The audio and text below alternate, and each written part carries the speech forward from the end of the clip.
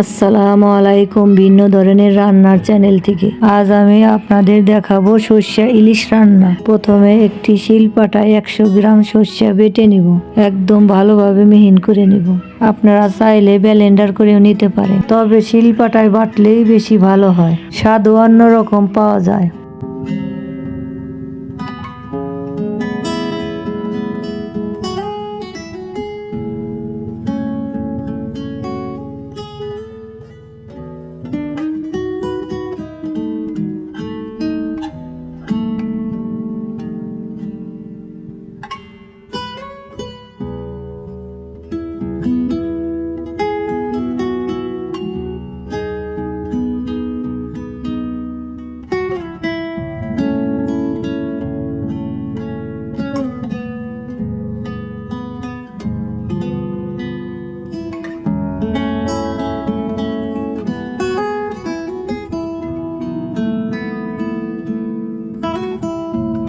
এখানে 100 গ্রাম সর্ষের সাথে মাঝারি সাইজের 2টা ইলিশ নিয়েছি।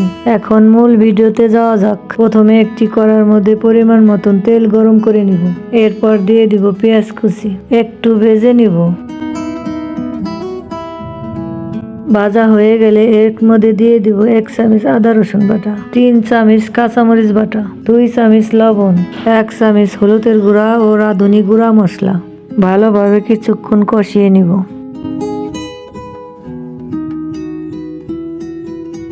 কষানো হয়ে গেলে এর মধ্যে দিয়ে দিব বাটা সরিষা, এর মধ্যে দিয়ে দিব একটু পানি, একটু নেড়ে জাল করে নিব।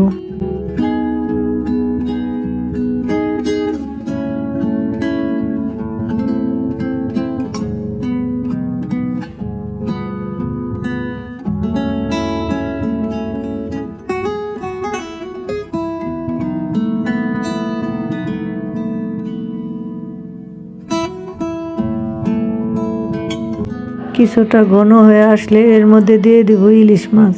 ইলিশ মাছগুলো কিছুক্ষণ কষিয়ে নিব সরিষার সাথে।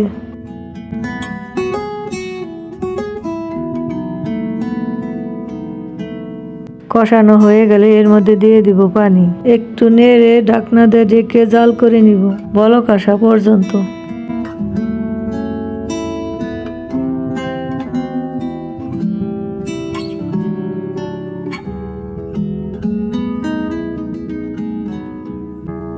বলক এসে গেলে এর মধ্যে দিয়ে দেব 3টি কাঁচামরিচ, এরপর কিছুটা পানি শুকিয়ে আসলে নামিয়ে নিব।